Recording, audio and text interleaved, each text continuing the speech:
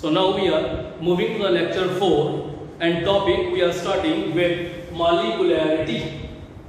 So before starting this lecture, please keep this in your mind. Molecularity is calculated from a theoretical balanced equation. Molecularity of reaction को हम कभी भी experimentally calculate नहीं कर सकते. जब कभी भी आपको ये पूछा जाए कि what will be the molecularity of this reaction, तो you will have to ask about the theoretical balanced equation. अब सबसे पहले बेटा इस चीज के बारे में जानना बहुत जरूरी है कि what does it mean molecularity. किसी भी रिएक्शन में ध्यान से सुनो, सिंगल स्टेप में कितने रिएक्टिंग मॉलिक्यूल्स और ions are taking part. So number of reacting molecules और ions taking part in one step of the reaction is said to be the molecularity of that reaction. Before starting this point, मैं आपको यहीं पे clear करना चाहता हूं कि complex reactions, जो रिएक्शन एक से ज्यादा स्टेप में टेक प्लेस कर रहे हैं बेटा, उनके लिए मॉलिकुलरिटी की कोई इंपॉर्टेंस नहीं है, क्योंकि मॉलिकुलरिटी सिर्फ उन्हीं रिएक्शंस की कैलकुलेट कर सकते हैं जो सिंगल स्टेप में. और अगर हम टेक्निकली इसको बोलें तो सिंगल स्टेप में कंप्लीट होने वाले सारे रिएक्शंस को हम एलिमेंट्री रिएक्शंस कहते हैं. तो फिर हम क्या कहेंगे कि molecularity of elementary reactions can be predicted. Now we are starting with your topic. आसान टॉपिक है, इसमें बेटा कोई कंफ्यूजन वाली बात नहीं है. So what do you mean by molecularity of a reaction? That is the number of molecules और ions taking part in a single step of a chemical reaction is said to be molecularity of that reaction. Listen students, depending upon the molecularity, reaction can be classified as unimolecular reactions, bimolecular reactions and termolecular reactions. What do you mean by the uni? Uni means one, bi means two, ter means. So जब कभी भी कोई भी reaction में, मैं फिर से बोल रहा हूं, सिंगल स्टेप रिएक्शन में अगर एक स्टेप में जो रिएक्टेंट है सिर्फ एक ही टेक पार्ट कर रहा है, वो एक यूनिमॉलिक्यूलर रिएक्शन होएगा. और अगर सिंगल स्टेप में रिएक्टिंग स्पीशीज आइदर मॉलिक्यूलर और आयनिक दो है तो बाइमॉलिक्यूलर. और अगर सिंगल स्टेप में 3 reacting species are involved, can be either molecular or ionic, then it is said to be a termolecular reaction. Listen students, bimolecular reactions depending upon the nature of reacting species can be classified to the homo-bimolecular, similarly hetero. What do you mean by the homo? Similar. अगर तो reaction करने वाले दोनों ही species similar हैं, होमो बाइमॉलिक्यूलर, और अगर different है hetero bimolecular. Similarly for the termolecular. So अगर 3 मॉलिक्यूल तीनों ही सेम हैं, A plus A plus A, एक ही स्टेप में कोलाइड किए, इफेक्टिव कोलिजन हो गई और वो प्रोडक्ट में कन्वर्ट हो गए, it will be a homo termolecular. और अगर A प्लस B या AB प्लस B या ABC कंबाइन करके प्रोडक्ट बनाते हैं, it will be hetero termolecular. So now beta we are moving to the blackboard. So we are concerned with the uni. Uni means single. So one. So means one. जब कभी भी किसी भी reaction में एक step में एक ही molecule जो है वो टेक पार्ट करता है रिएक्शन में, जैसे कि A converting into product, we have 3 examples. That is the gaseous PCl5 converting into gaseous PCl3 plus chlorine molecule. Similarly, we have ammonium nitride which is undergoing decomposition to producing nitrogen molecule as well as 2 molecule of water. We have another example, that is dinitrogen pentaoxide which on decomposition produces dinitrogen tetraoxide and half molecule of oxygen. Listen students, in all these reactions एक step में एक ही reactant take part कर रहा है. That's why it is said to be a unimolecular. Now we are moving to the bimolecular reaction. So it is bimolecular reaction. So again, अगर एक step में दो मॉलिक्यूल या ion are taking part, then it is said to be a bimolecular, where depending upon the nature of reacting species हो सकता है homo means uniform, same, bimolecular कि जब कभी भी reacting species दोनों similar है, that is the A plus A converting into product. Similarly, when during one step two molecules of hydroiodic acid decompose to produce hydrogen and iron. Similarly, two molecules of nitrosyl bromide undergo decomposition to produce nitric oxide and bromine. Is example of homo bimolecular reaction. If reacting species are dissimilar, are not identical, like A plus B converting into product, it will be hetero bimolecular reaction. So we have example, that is silver Ag1 positive aqueous when is exposed to the Br negative aqueous readily undergoes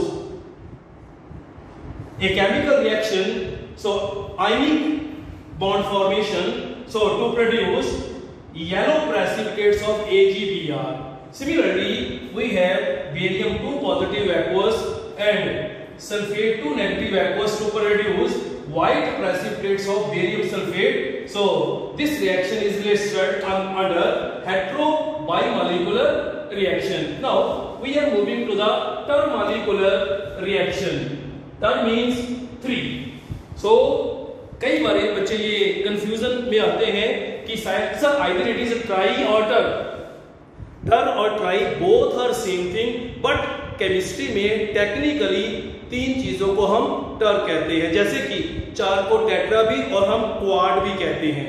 so similarly termomolecular when in one step three molecules are participating in one step.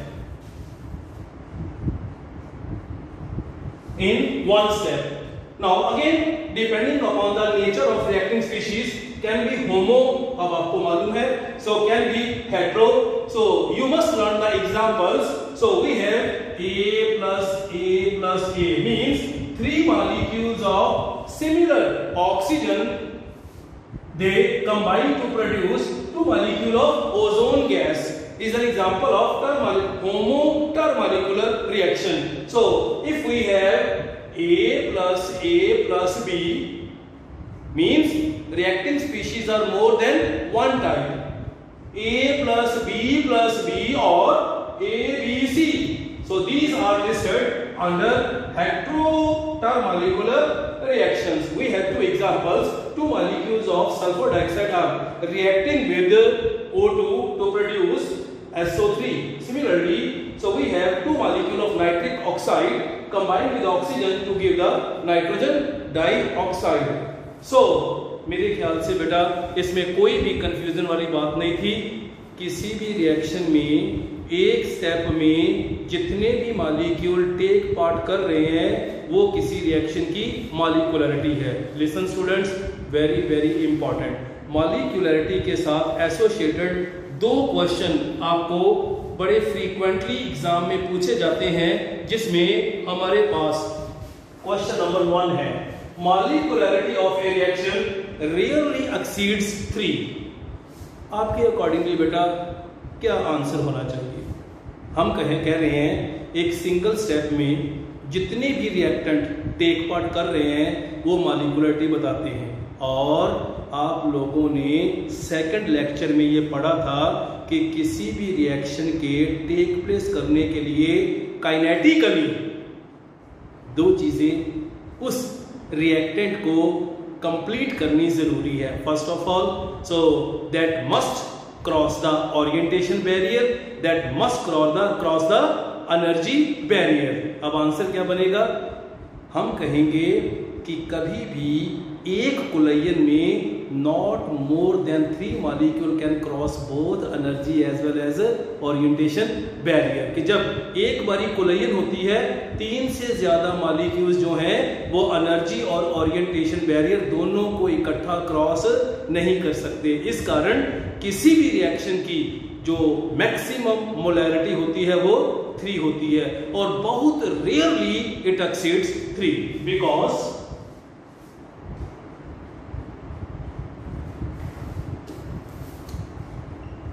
during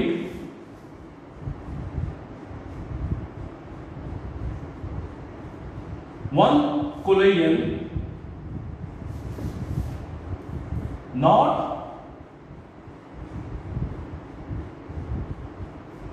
more than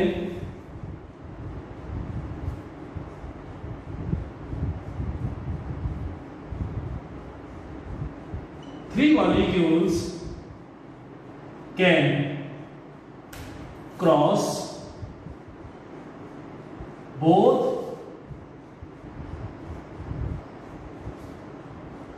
energy as well as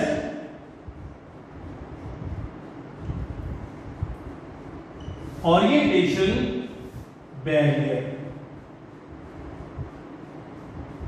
So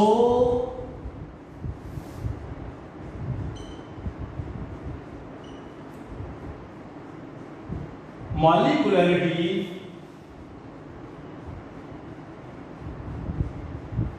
rarely exceed 3. So during one collision not more than 3 molecules can cross both orientation as well as energy barrier. So इसलिए याद रखो किसी भी reaction में बहुत rarely exceptionally मॉलिक्युलरिटी 3 से ज्यादा। ये मैं चीज को क्यों स्ट्रेस कर रहा हूं? आपको कोई भी कम्प्लेक्स रिएक्शन देके कहा जाए कि बेटा इसकी मॉलिक्युलरिटी क्या है, तो आपने उसके रिएक्टेंट मॉलिक्यूल जो है वो काउंट करने नहीं शुरू कर देने। आपने सिंपल कहना है कि it will be a termolecular reaction, it will be a termolecular reaction. Similarly अगला क्वेश्चन हमारे पास है, कहता है कि calculation of molecularity of a complex reaction.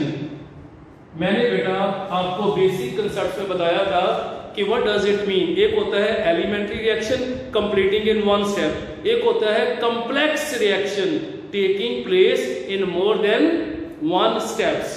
So complex reaction means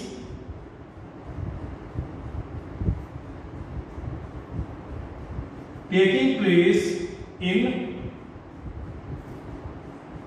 more than one step. मेरे ख्याल से यही वर्ड लिखने से आपका आंसर भी निकल आया। उसने कहा है कि calculation of molecularity for a complex reaction has no meaning. क्यों?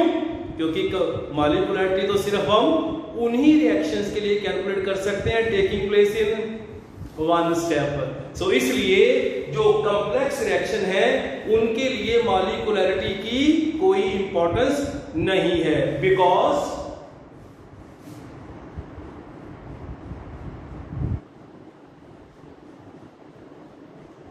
molecularity can be calculated for reactions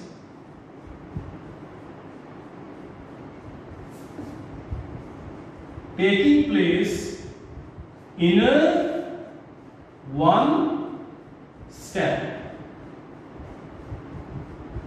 But complex reactions always take place in more than one step. So for complex reactions there is no meaning of molecularity. बेटा जी एक बारी मैं इस चीज को revise करना पसंद करूंगा। मॉलिक्यूलरिटी का मतलब है कि number of molecules taking part in single step of a chemical reaction. किसी भी रिएक्शन में एक स्टेप में जितने मॉलिक्यूल टेक पार्ट कर रहे हैं वो उसकी मॉलिक्यूलरिटी है। अगर एक स्टेप में बेटा एक ही मॉलिक्यूल टेक पार्ट कर रहा है, it will be A unimolecular. अगर दो मॉलिक्यूल टेक पार्ट कर रहे हैं, बाई मॉलिक्यूलर। दोनों सेम है तो होमो बाई मॉलिक्यूलर। अगर दोनों डिफरेंट हैं, हेट्रो बाई मॉलिक्यूलर। अगर एक स्टेप में तीन मॉलिक्यूल्स टेक पार्ट कर रहे हैं, it means it is a termolecular. Again, depending upon the nature of a reacting molecule, it can be homo as well as hetero. बेटा दो हमारे पास very important question है। पहला important, molecularity of a chemical reaction rarely exceeds 3 because during one collision not more than 3 molecules can cross both energy as well as orientation barrier. Second question है कि molecularity has no meaning for complex reaction because molecularity is calculated only for reactions taking place या completing in one step, but complex reactions are those reactions which are completing in more than one steps. Now we are moving to the, so be conscious, be attentive. Now we are moving to the next and very important topic of this chapter, that is the order of reaction. That is the order of reaction. So molecularity को कभी भी order of reaction के साथ आपने confuse नहीं करना बेटा। Before starting this topic मैं आपको ट्रांसपेरेंटली इस चीज के बारे में क्लैरिटी देता हूं। मॉलिक्यूलरिटी एक थ्योरेटिकल कंसेप्ट है, ऑर्डर ऑफ रिएक्शन एक एक्सपेरिमेंटल फैक्ट है। अगर आपने मॉलिक्यूलरिटी कैलकुलेट करनी है तो आपने जो क्वेश्चन पूछना है कि where is the balanced theoretical equation, पर अगर आपने ऑर्डर ऑफ रिएक्शन निकालना है तो आपने क्या पूछना है कि where is the rate equation, कि हमें रेट इक्वेशन बताओ। एक्चुअली रेट ऑफ रिएक्शन किसी रिएक्टेंट की किस कंसंट्रेशन पे डिपेंड कर रहा है एक्सपेरिमेंटली, फिर आपको ऑर्डर। हाँ, कई बारी ये हो जाता है कि molecularity of reaction order of reaction की इक्वल आती है, हमेशा नहीं, क्योंकि मोस्ट ऑफ द टाइम बच्चे बेटा मॉलिक्यूलरिटी को ही ऑर्डर ऑफ रिएक्शन में ले जाते हैं, जो कि गलत है। आज मैं इसी के ऊपर ज्यादा स्ट्रेस दूंगा कि क्या आपको मॉलिक्यूलरिटी और ऑर्डर ऑफ रिएक्शन में ट्रांसपेरेंटली डिफरेंस क्लियर हुआ है। मैं फिर से कह रहा हूं, मॉलिक्यूलरिटी थ्योरेटिकल बैलेंस इक्वेशन से निकलनी है, order of reaction rate equation से एक्सपेरिमेंटली निकलना है। नो बेटा, हम ये कहते हैं कि किसी भी रिएक्शन में जो रेट इक्वेशन है उसमें मोलर कंसंट्रेशन ऑफ रिएक्टेंट की जितनी भी रेज टू पावर हैं उनको प्लस कर लो, वो ऑर्डर ऑफ रिएक्शन है। ध्यान से सुनो, एकदम कंसेप्ट क्लियर नहीं होएगा, एटलीस्ट 15 to 20 मिनट्स लगेंगे, उसके बाद आप कहोगे नॉट ट्रांसपेरेंटली क्लियर कि what was the meaning of order of reaction. सुनो मेरे वाले, so order of reaction is defined as बेटा sum of powers to which molar concentration of reactants are raised in a rate equation. So मैं एक बार फिर से simple language में rate equation में रिएक्टेंट्स की जितनी भी मोलर कंसंट्रेशन है उनकी रेज टू पावर को प्लस कर दो, तो जो आएगा वो हमारे पास ऑर्डर ऑफ रिएक्शन। लिसन बेटा, अगर मैं कहूं कि हमारे पास एक रिएक्शन है that is AA plus BB reacting to produce CC plus DD. Now, according to the law of mass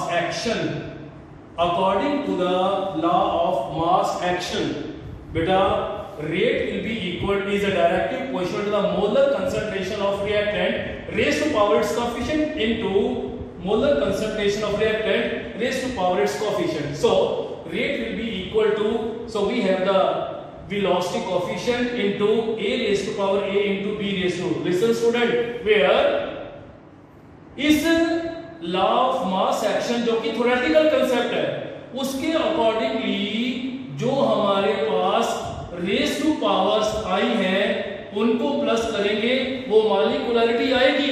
पर अगर मेरे को पूछा जाए इसमें L plus M that will be equal to order of reaction. Listen students, आज आपने यही सीखना है कि A प्लस बी क्या है और ये L प्लस M क्या है, किस किस रिएक्शन में A plus B equal to the L plus M है और किस में नहीं है। जब आपको ये क्लैरिटी हो जाएगी तो बेटा आने वाले चैप्टर में बड़े इंपॉर्टेंट न्यूमेरिकल्स में आपको कोई कंफ्यूजन नहीं आएगी। लिसन स्टूडेंट्स, सो अब depending upon the order of reaction, जिसमें हम ये कह सकते हैं कि रिएक्शंस में मॉलिक्यूलरिटी ऑर्डर ऑफ रिएक्शन के बराबर भी हो सकती है और मॉलिक्यूलरिटी ऑर्डर ऑफ रिएक्शन से डिफरेंट भी हो सकती है। बस अगले 15 मिनट आपने यही सीखना है कि जो मॉलिक्यूलरिटी है वो किस तरीके से ऑर्डर ऑफ रिएक्शन से डिफरेंट है। सुनो बेटा, depending upon order reactions can B first order, second order, third order, zero order, fractional order and negative order reaction. सुनो बेटा, पहले सिंपल सी लैंग्वेज में मैं आपको करवाऊंगा फर्स्ट ऑर्डर रिएक्शन। सिंपल, जब कभी भी किसी भी रिएक्शन का rate depends upon the concentration of one reactant only, that is the first order. जैसे कि हमारे पास है कि when rate of reaction depends upon concentration of single molecule। बेटा इसमें मैं आपको वो वाली एग्जांपल करवा रहा हूं जिसमें हम कहेंगे कि सर इसमें A plus B will be equal to L plus M। जैसे कि मेरे पास बेटा मैं कह रहा हूं कि A is converting into product according to law of mass action, rate is directly proportional to A raised to power 1, so rate is equal to K A raised to power 1 and raised to power 1 that is its order is said to be, it is a first order reaction। First order reaction क्यों? इसमें molecularity order of reaction की equal ही है। क्यों? ये वो reaction है जो कि एक ही स्टेप में टेक प्लेस कर रहा था। इसका मतलब है कि इसमें जो मॉलिक्यूलरिटी है ऑर्डर ऑफ रिएक्शन के बराबर ही आनी चाहिए। बेटा सेकंड एग्जांपल के बाद आपकी प्रॉब्लम सॉल्व होगी, ध्यान से देखो। इसीलिए मैंने सेकंड वाला सेकंड ऑर्डर ना करके पहले जीरो ऑर्डर किया ताकि आप लोगों को ये चीज क्लियर हो कि A plus B not equal to L plus M। एक एग्जांपल करके देखते हैं। सो अगर मेरे को कहा जाए according to law of mass action, मैं कहूंगा कि rate is directly proportional to molar concentration of PCl5 raise to power 1। So rate is equal to K into PCl5 raise to power 1 and order जो raise to power है it is 1, first order. दो reaction बेटा, इसमें तीन reaction मैंने आपकी practice के लिए दिए हैं, इनको अपने नोट्स में आप जरूर राइट डाउन करो और इसी तरीके से सॉल्व करके ऑर्डर निकालो। नाउ बेटा जी, very very very very very very important topic is going to be started, because बेटा हर 100 में से 90 बच्चों को ये मुश्किल आती है कि सर मेरे को नहीं पता लग रहा कि कैसे हम आइडेंटिफाई करें कि इसकी मॉलिक्यूलरिटी क्या है, इसका ऑर्डर ऑफ रिएक्शन क्या है। लिसन बेटा, ध्यान से देखो, मैं इस चीज को शुरू करने से पहले फिर रिपीट करता हूं। मॉलिक्यूलरिटी एक बैलेंस्ड थ्योरेटिकल इक्वेशन जो कि एक ही स्टेप में रिएक्शन टेक प्लेस कर रहा है वहां से कैलकुलेट करते हैं, पर ऑर्डर ऑफ रिएक्शन कहता है either process is taking place in one step or is taking place in 50 steps, order will remain same. इसलिए ये कॉम्प्लेक्स रिएक्शंस के लिए भी एप्लीकेबल है। ये एक एक्सपेरिमेंटल फैक्ट है, क्योंकि ऑर्डर ये कहता है मुझे ये बता दो कि इस रिएक्शन में रिएक्टेंट की कौन कौन सी कंसंट्रेशन के ऊपर रेट डिपेंड कर रहा है, मैं अपने आप कैलकुलेट हो जाऊंगा। लिसन बेटा जी, now we have zero order reaction. सबसे पहले तो हम कहेंगे कि जीरो ऑर्डर रिएक्शन का मतलब है कि rate of reaction depends upon neither of the, so जिसमें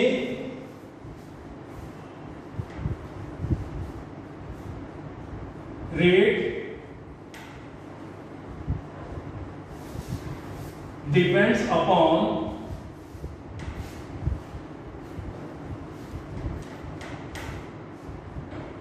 neither of the concentration of reactants.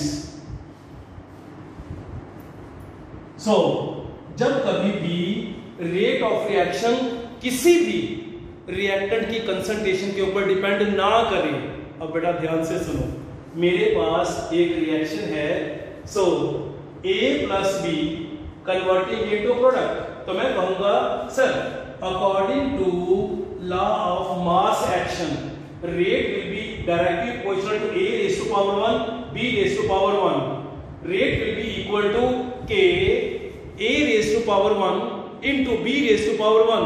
अगर मैं ये कहूं कि इसका क्या ऑर्डर बना, बेटा आप कहोगे सर ये तो सेकंड ऑर्डर रिएक्शन है क्योंकि 1 + 1, पर जीरो ऑर्डर रिएक्शन का मतलब है कि rate of reaction doesn't depend upon the concentration of either of the reactant। और अगर मैं कहूं कि for zero order reaction बेटा rate is independent of the concentration of either of the reactants। अगर किसी भी रिएक्टेंट की कंसंट्रेशन के ऊपर डिपेंड नहीं कर रहा तो फिर रेट इक्वेशन क्या बनेगी? रेट इक्वेशन बनेगी rate is directly proportional to a raise to power 0। क्यों? क्योंकि a की कंसंट्रेशन में तो रेट डिपेंड ही नहीं कर रहा, b रेज़ टू पावर 0, तो क्या बनेगा इसमें? So rate is equal to k a raise to power 0 into b raise to power 0 and its order will be equal to 0। और ये आपके पास एग्जांपल आ गई कि जिसमें a plus B not equal to l plus m। बेटा अगर आपको इस चीज से क्लियर नहीं हुआ, अब ध्यान से समझो। So we have photosynthesis of HCl, जिसमें हम कहते हैं कि H2 gas plus Cl2 gas in presence of light produce 2HCl gas। अगर मेरे को कहा जाए इसमें according to law of mass action, तो कहेंगे sir rate is directly proportional to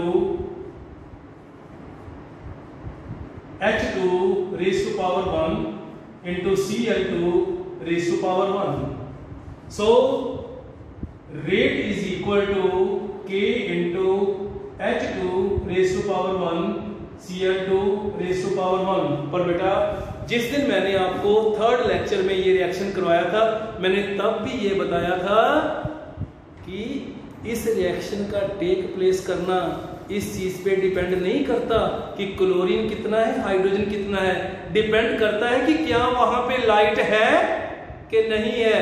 यही रिएक्शन में अगर आप लाइट रहने दो तो ये रिएक्शन तो टेक प्लेस ही नहीं करेगा। इसका मतलब क्या है कि rate depends upon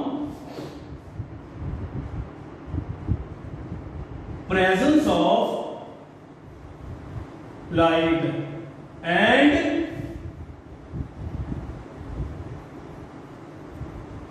independent of concentration of H2 and Cl2। तो फिर रेट इक्वेशन क्या बनेगी? तो रेट इक्वेशन बनेगी rate is directly proportional to H2 raise to power 0 Cl2 raise to power 0। and rate will be equal to K into H2 raised to power 0 into Cl2 raised to power 0, and what will be its order? It will be a zero order reaction. फिर से देखो बेटा, मैं एक बार फिर से आपको इसी चीज को समझाना चाहता हूं कि अगर मैं कहूं कि मेरे पास फोटोसिंथेसिस ऑफ कार्बोहाइड्रेट, हम कहेंगे 6 molecule of carbon dioxide, 6 molecule of water, बेटा in presence of light and chlorophyll gives C6H12O6 plus 6 molecule of O2. अब देखो बेटा, अगर मैं कहूं कि according to law of mass action, तो हमारे अकॉर्डिंगली बनेगा कि rate is directly proportional to carbon dioxide raised to power 6 into water raised to power 6. Sir ये तो 12 ऑर्डर रिएक्शन लग रहा है, पर बेटा ध्यान से सुनो इस चीज को। अगर ये रिएक्शन पॉसिबल हुए तो एटमॉस्फेयर में कितनी ज्यादा कार्बन डाइऑक्साइड है, एटमॉस्फेयर में कितने ज्यादा वाटर वेपर्स हैं। अगर तो बेटा क्लोरोफिल और लाइट की एब्सेंस में ये रिएक्शन हो जाता तो क्राइम रेट कितना कम हो जाता। आप क्यों, जब कभी भी किसी क्रिमिनल को पूछा जाता है कि why you are moving over this path, वो पता क्या कहते हैं? जी पापी पेट का सवाल है, हमें भूख लगती है जी, हमने भी खाना खाना है। और अगर कहीं ये सच नहीं है, इमेजिनरी है, अगर कहीं ये रिएक्शन सही हो जाता तो बेटा क्या होना था कि एटमॉस्फेयर में कितनी कार्बन डाइऑक्साइड है, कितना वाटर है, यहाँ पे तो ग्लूकोज के गुच्छे जो थे लटकते होने चाहिए थे। भूख लगी है, मुंह ऊपर को करो, पच पच, पर अभी हमारी किस्मत इतनी अच्छी नहीं है। क्यों?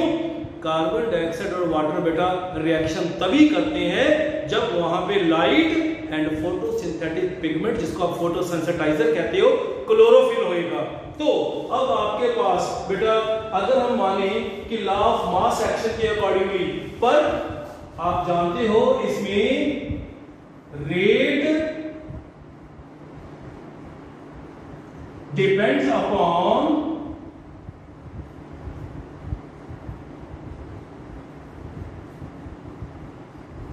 presence of light and chlorophyll। तो वो तो इसमें रिएक्टेंट है ही नहीं, तो फिर दोनों रिएक्टेंट की कंसंट्रेशन के ऊपर क्या हो गया, ये इंडिपेंडेंट। तो फिर हमारे पास रेट इक्वेशन क्या बनेगी? Rate is directly proportional to carbon dioxide raise to power 0 into water raise to power 0, and rate will be equal to K into carbon dioxide raised to power 0 into water raised to power 0, and what will be the order?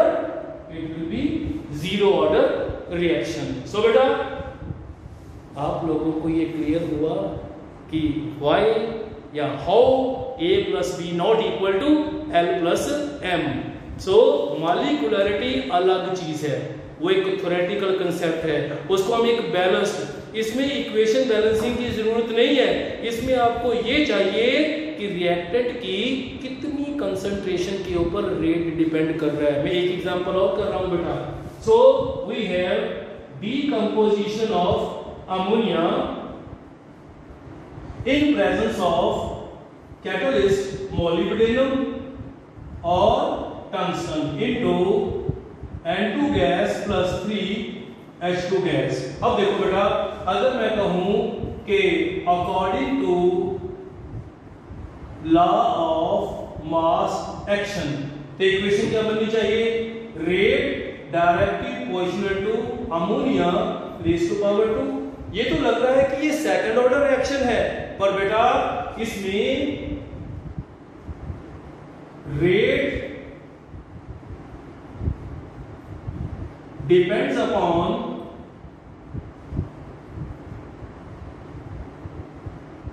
presence of molybdenum और tungsten and is independent of the concentration। तो फिर हमारे पास rate equation क्या बनेगी? Rate directly proportional to ammonia rays to power 0। So rate will be equal to K into NH3 raised to power 0 and order will be a zero order reaction. So इसके बाद बेटा हम move करते हैं कि क्या होता है सीडो ऑर्डर रिएक्शन, क्या होता है सेकंड ऑर्डर, क्या होता है थर्ड ऑर्डर, क्या होता है फ्रैक्शनल ऑर्डर. नाउ बेटा we are moving to the pseudo order reaction. ये सीडो ऑर्डर रिएक्शन भी वही एग्जांपल्स हैं जिनमें हम कहेंगे कि A plus B not equal to L plus M. सुनो बेटा, सीडो का बायोलॉजिकल मतलब होता है फॉल्स. सुनो स्टूडेंट्स, जब कभी भी किसी भी रिएक्शन में ऑर्डर हम जितना एक्सपेक्ट कर रहे हैं उससे थोड़ा सा कम हो. सर ये कम क्यों होएगा? क्योंकि ये वो रिएक्शंस हैं जिनमें किसी एक रिएक्टेंट की को हमने एक्सेस में लिया हुआ है. सो जब कभी भी किसी चीज को एक्सेस में लेंगे तो बेटा by the passing of time there will be negligible change in concentration of that reactant. और हम कहेंगे कि rate of reaction is independent of the concentration of such reactants. So अगर मैं कहूं मेरे पास है A प्लस B, पर A जो है वो बहुत ज्यादा लिया हुआ है और B बहुत कम है, तो उसमें क्या होएगा कि रेट ऑफ रिएक्शन जो है A के इंडिपेंडेंट ही हो जाएगा. देखने में लगेगा सेकंड ऑर्डर रिएक्शन है, पर वो इस रिएक्टेंट के इंडिपेंडेंट ही हो गया, तो वो क्या बन जाएगा फर्स्ट ऑर्डर. उसको बोलेंगे it is acid of first order reaction. Again बेटा जी मैं वो वाली एग्जांपल आपको करवा रहा हूं जिसमें A plus B not equal to L plus M है. जैसे कि we have first example that is hydrolysis of esters. जब कभी भी हमारे पास एस्टर्स है RCOOR, whenever these are subjected to hydrolysis to give RCOOH, whenever esters are undergoing the hydrolysis they start converting into carboxylic acids and alcohol. That is, and listen students, during hydrolysis water is always used in excess quantity. So it is used in excess. Now according to law of mass action, rate is directly proportional to RCOOR raised to power 1 water raised to power 1. So what will be the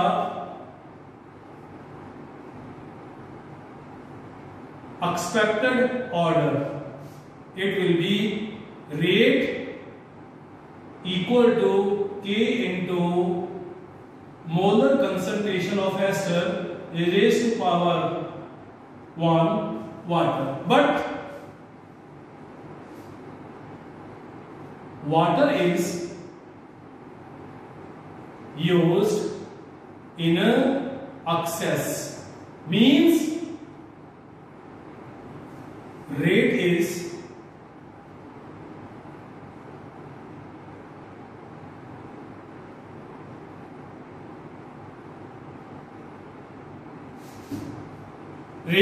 independent of concentration of water. Now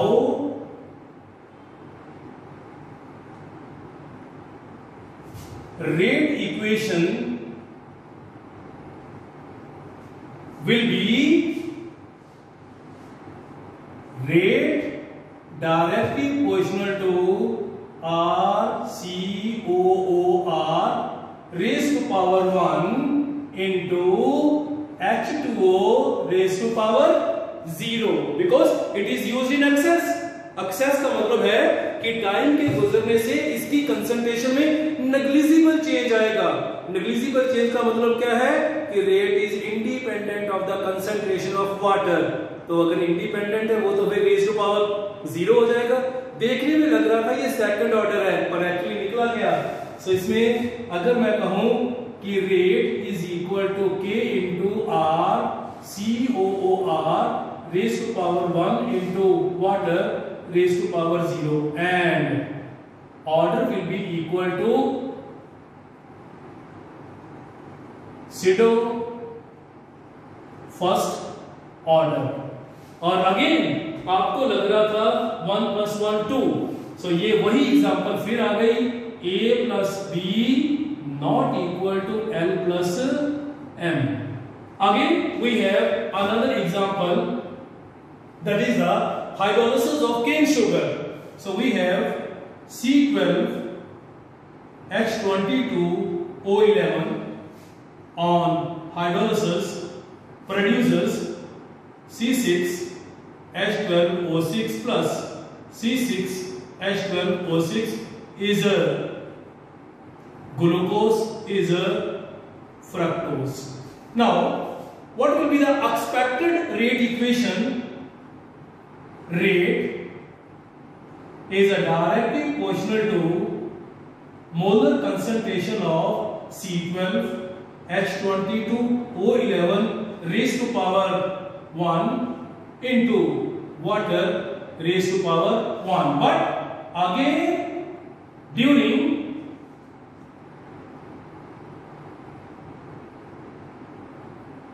hydrolysis water is always taken in excess. अगर ये access में लिया है तो कहेंगे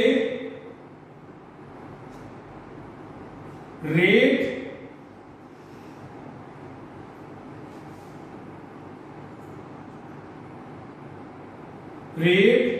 does not depend upon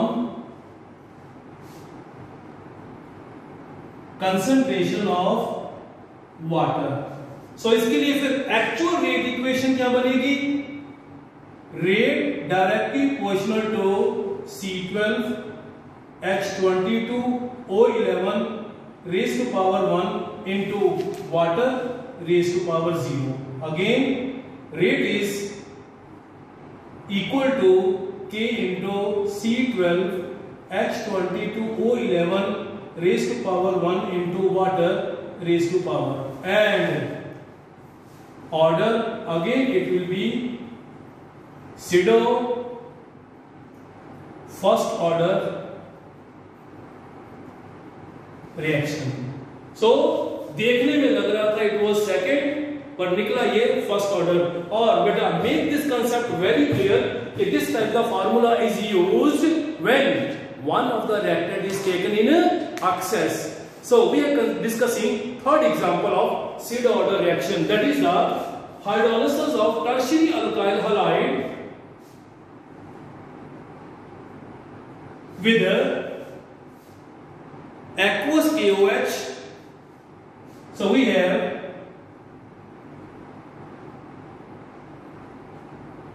tertiary alkyl halide whenever it undergoes hydrolysis by using aqueous KOH, so produce tertiary alcohol and KX is released. Listen students, again KOH aqueous is used in excess. अगर इसको excess में दिया है, now what will be its rate equation? It will be rate directly proportional to R thrice CX raised to power 1 into KOH raised to power 0. देखने में लग रहा था ये तो सेकंड ऑर्डर है, बट क्या निकला? Rate is equal to K into R thrice CX raised to power 1 into KOH raised to power 0, and what will be its order?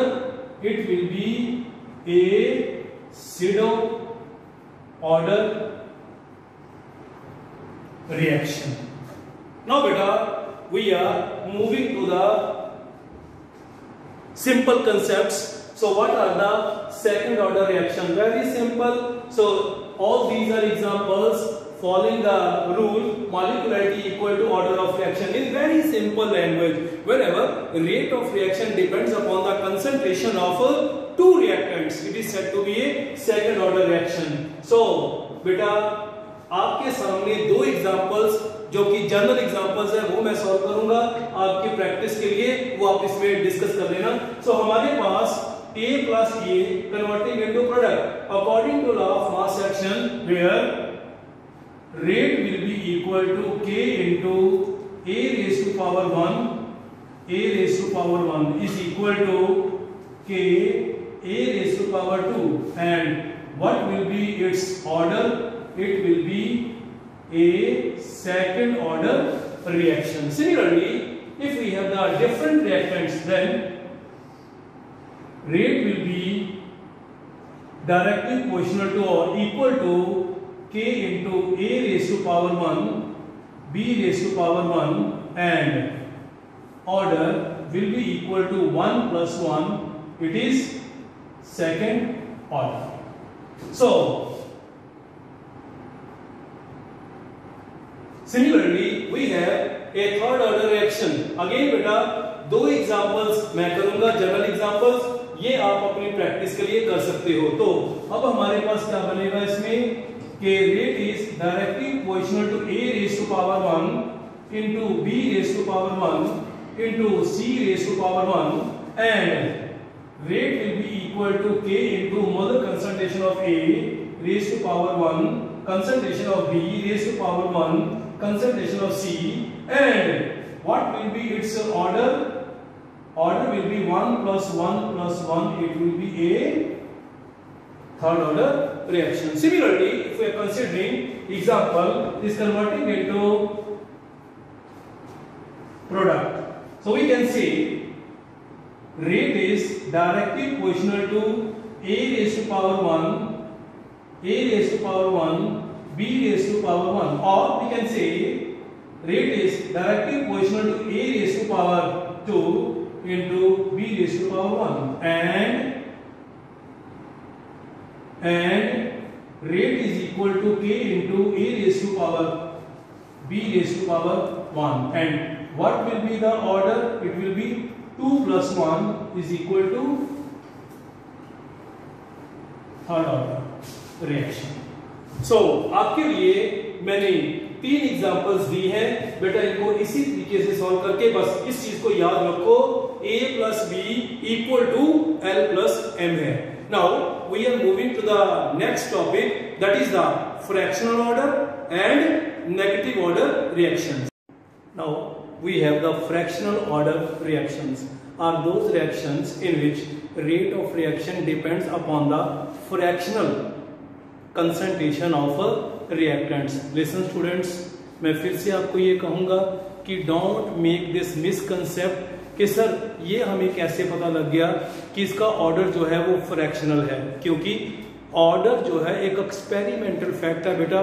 इसमें हम एक्सपेरिमेंटली कैलकुलेट करते हैं कि अगर हम ये कहें कि किसी भी रिएक्शन में एक रिएक्टेंट की रिएक्टिविटी दूसरे रिएक्टेंट से डबल है, तो इससे क्या पता लगेगा कि सर अगर A की रिएक्टिविटी डबल है तो जब A रिएक्टेंट 1 रिएक्ट करेगा तब तक B सिर्फ हाफ ही रिएक्ट कर चुका होगा. पर ये इसको हम एक्सपेरिमेंटली आपने थोड़ा लर्न नहीं करना है. we have examples, that is H2 gas plus Br2 liquid. so इसमें हमारे पास जो रेट इक्वेशन आती है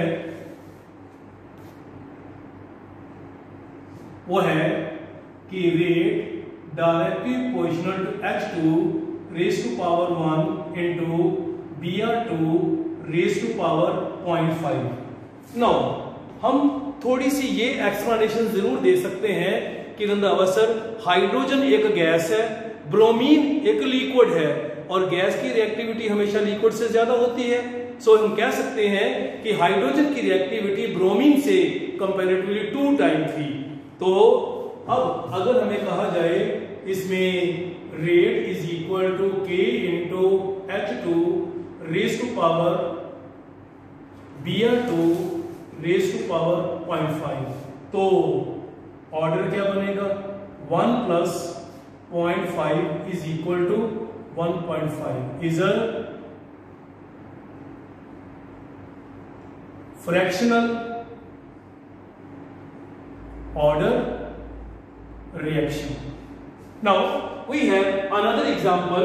Again इसके लिए हमारे पास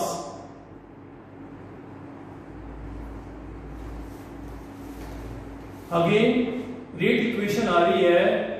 rate is directly proportional to h2 raise to power 1 into d2 raise to power 0.5. So बेटा अगेन प्रॉब्लम तो यही है कि it was an experimental fact. तो सर हमने कैसे? तो बेटा +1 में आपने किया था आइसोटॉपिक इफेक्ट, जिसमें आपने कहा था किसी भी एलिमेंट के अगर दो आइसोटॉप हैं, जिस आइसोटॉप का एटॉमिक वेट ज्यादा है उसकी हमेशा रिएक्टिविटी कम होती है. तो हम क्या कह सकते हैं कि जो हमारे पास इसमें लोअर एटॉमिक वेट वाला प्रोटियम है, हाइड्रोजन, उसकी रिएक्टिविटी ड्यूटेरियम से ज्यादा होगी क्योंकि उसका मास कम था. तो एक्सपेरिमेंटली ये यहां से पता लग गया कि ड्यूटेरियम से हाइड्रोजन 2 टाइम्स ज्यादा रिएक्टिव है जब हम दोनों को आपस में रिएक्शन करवाते हैं.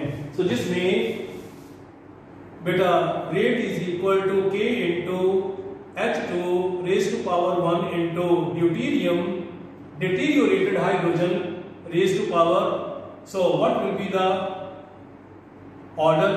It will be 1 plus 0.5 is equal to 1.5. Again it is fractional order reaction. We are moving to the next. Again बेटा जब कभी भी एसिटाल्डिहाइड को 773 केल्विन के ऊपर हम हीट करते हैं, it decomposes into methane and carbon monoxide by following the rate equation.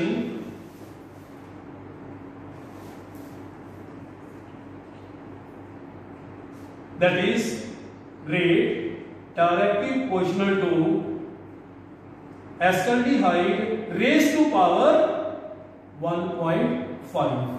So rate will be equal to K into CH3 CHO raised to power 1.5. And what will be the order?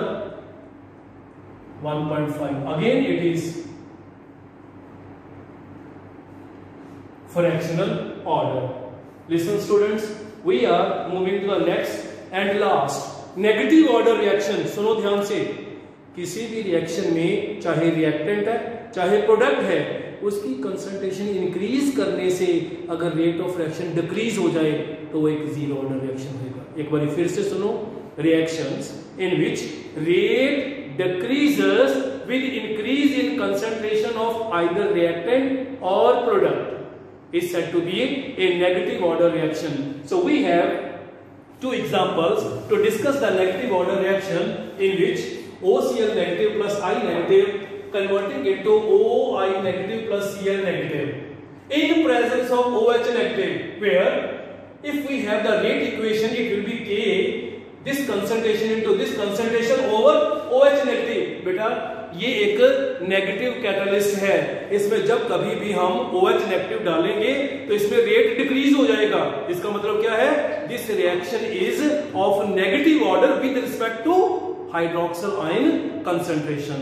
So taking place in presence of negative catalyst that is called hydroxyl ion. So इसमें अगर हम basic condition करेंगे तो reaction एकदम rate नीचे हो जाएगा, slow down हो जाएगा. Similarly if we have another example that is the decomposition of ozone into O2, और we are considering rate is equal to K into O3 the concentration over O2 the concentration. What happens? Rate is inversely proportional to the O2. With increase in rate O2 will be decreased, with the increase in O2 rate will be decreased. तो क्या कहोगे? This reaction is of negative order with respect to O2 and it will be in negative order. बेटा कोई भी ऐसा reaction जिसमें reactant या product की कंसंट्रेशन बढ़ाने से रेट डिक्रीज हो जाए वो कहेंगे एक नेगेटिव ऑर्डर रिएक्शन है. Similarly now we are moving to the beta very important ये आपको फाइनल एग्जाम में क्वेश्चन आने के 90% चांसेस हैं। How can you differentiate molecularity and order of reaction. Listen बेटा, मॉलिक्यूलरिटी एक थ्योरेटिकल कंसेप्ट है, ऑर्डर ऑफ रिएक्शन एक एक्सपेरिमेंटल फैक्टर है। मॉलिक्यूलरिटी बैलेंस्ड थ्योरेटिकल इक्वेशन से निकलती है, order of reaction rate equation से निकलता है। मॉलिक्यूलरिटी कभी जीरो नहीं होती, ऑर्डर ऑफ रिएक्शन जीरो भी हो सकता है। मॉलिक्यूलरिटी कभी फ्रैक्शन में नहीं होती, ऑर्डर ऑफ रिएक्शन फ्रैक्शन में भी हो सकता है। मॉलिक्यूलरिटी कभी नेगेटिव नहीं होती, ऑर्डर ऑफ रिएक्शन नेगेटिव भी हो सकता है। सो याद रखो, first point, it is the number of molecules taking part in single step of the reaction.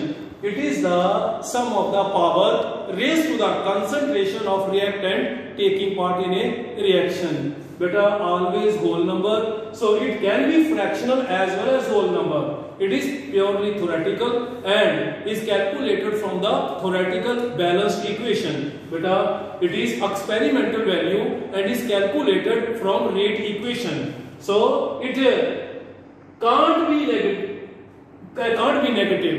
So हम कभी ये नहीं कह सकते कि जीरो से भी कम मॉलिक्यूल ने, एटलीस्ट एक मॉलिक्यूल तो होना चाहिए, but it can be negative. और याद रखो, आप जानते हो पहले ही कि कंप्लेक्स रिएक्शंस के लिए molecularity has no meaning because molecularity is calculated for the reaction taking place in one step. But either we have the complex reaction or we have an elementary reaction, order of reaction remains same. इसलिए उन सब का हम order of reaction निकाल सकते हैं, पर molecularity सिर्फ एलिमेंट्री रिएक्शंस के लिए यूज कर सकते हैं, कभी भी कॉम्प्लेक्स रिएक्शन के लिए यूज नहीं कर सकते। So thank you very much. Now with this we are finished with your lecture 4।